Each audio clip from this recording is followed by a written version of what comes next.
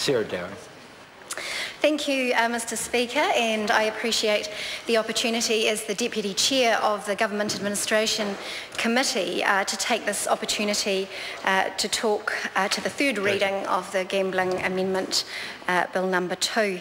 So, echoing the sentiment of the Honourable Peter Dunn, this is a momentous occasion, and before I decided to get into this game, I was probably, like you, Mr Speaker, a political tragic who would spend many hours watching Parliament TV. And I guess there is a bit of a risk when you're watching Parliament TV that when some of these technical bills come up that make technical minor wording changes, that there is a risk that you think that they're not momentous and that they don't matter. And if I've learnt anything in my short time here in the House is that this is definitely an important bill. It goes to making changes to the Parent Act, the Gambling Act 2003, to make it work better, to make the framework more important, working better, and so that we can enforce it in a better way. So in this, my address tonight, I'm going to obviously highlight what the greater intent of the bill is, move into a few of the clauses that I think add value, and then talk about a few examples that I think are relevant to the way things are working well, and that perhaps we can use that as a model going forward. So as I said before, this bill makes changes to the Gambling Act 2003, and the Gambling Act 2003 was a step change in the way we look at gambling, and it is acknowledging that gambling, as well as there are other activities out there such as alcohol or simply getting into a car that can present some danger. But there are people that undertake these activities and they are unaffected. But in the same breath, there are people that suffer dreadfully from those activities. They become addicted, and it's devastating for them and their families. But this government is definitely supportive of minimising harm. We want to see this, support this bill going through with the main thrust of it, that we feel that the funds generated from Class 4 gambling, which is pokies and non-casino venues, are filtered back into the community, into the communities where that money can be lost, and into communities of need.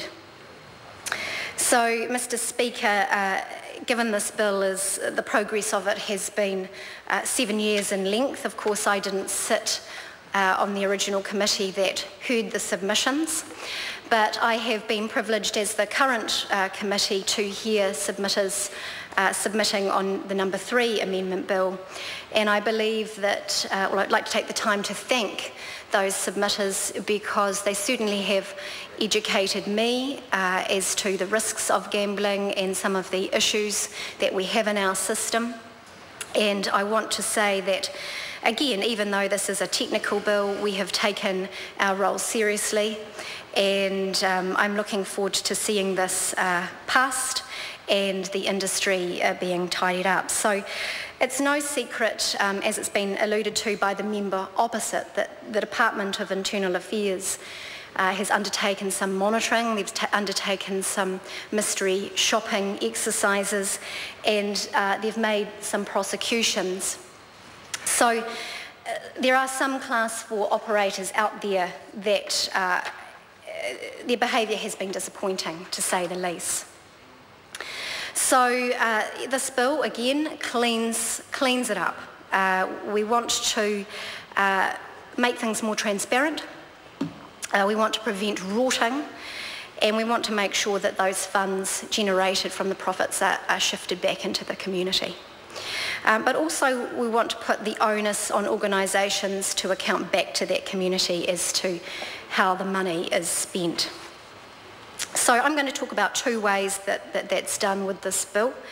And the first is very practical, and I had no idea that it was actually going on, but the Honourable Peter Dunn mentioned it, that there is an obligation for venues to bank gaming machine profits directly into the Society's bank account. I had no idea that money was, or that normal accounting processes weren't being adhered to.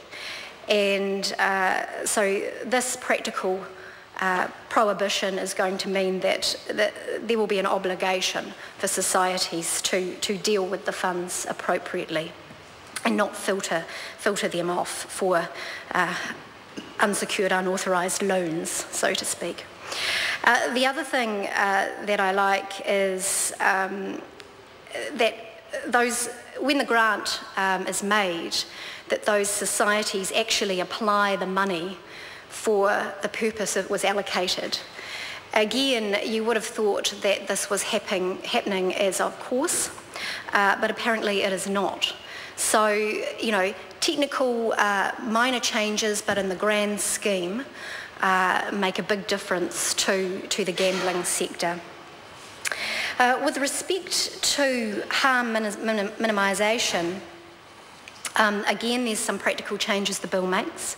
The prohibiting of FPOS machines being in proximity of pokies, meaning that if those playing need further funds, they have to get up from the pokey machines, walk away, and have some time out to think. And the other one is to put an obligation on venues to advertise about problem gambling and to provide a duty to assist those that they identify as problem gamblers, to give them help, to give them advice and support them to get further qualified help and advice. So I'm definitely supportive of this. I think that these sorts of changes will assist the industry and hopefully have a beneficial effect on problem gambling. But as the member opposite has alluded to, I have been busy as the member for Invercargill educating people about fantastic Southland, and we all know that, Mr Speaker, you are an honorary Southlander, as you have attended many Southland parties over the years. And one thing we do well is we have a trust called the ILT, or the Invercargill Licensing Trust, with an associated foundation. And they are a very, very popular trust. And I believe they are popular because they are accountable to the public. And they do build very good velodromes. In fact, one of their projects that they have supported is, of course, the ILT Stadium, where they have put quite significant funds into that stadium. And it is a fantastic venue. I mean, I don't want to go on too much about Invercargill. The weather is good at times, but the Southland Stadium is needed. It's needed for the community, and those trustees are integrated into the community. They are well in touch. They are elected people. They have skills, you know, second to none across the board. And they can look at projects with a good eye and know where to put the funds for the best benefit of the community. But I just want to take the time to, it's not just about venues. There is another program that I really like, and that's the ILT School Swimming Program. And you know, during 2013, there were 37,161 entries for school swimming lessons funded by the ILT. And that Learn to Swim program is recognised nationwide. And so, as you can see, when a trust is doing something well, it's putting those profits from pokies into community projects that make a difference where it's needed, and it's extremely commendable. Just finishing on a few stats about Southland. In actual fact, pokie machines are sinking. and figures, despite the funds decreasing from pokie machines and pokies sinking in number, the Trust is still making a profit, and as part of that they are investing in pilot schemes. Before I call the Honourable David Clark, I just want to give him a health warning. Of the 9 members who spoke on the introduction of this bill, 8 have since lost their seats or gone into retirement.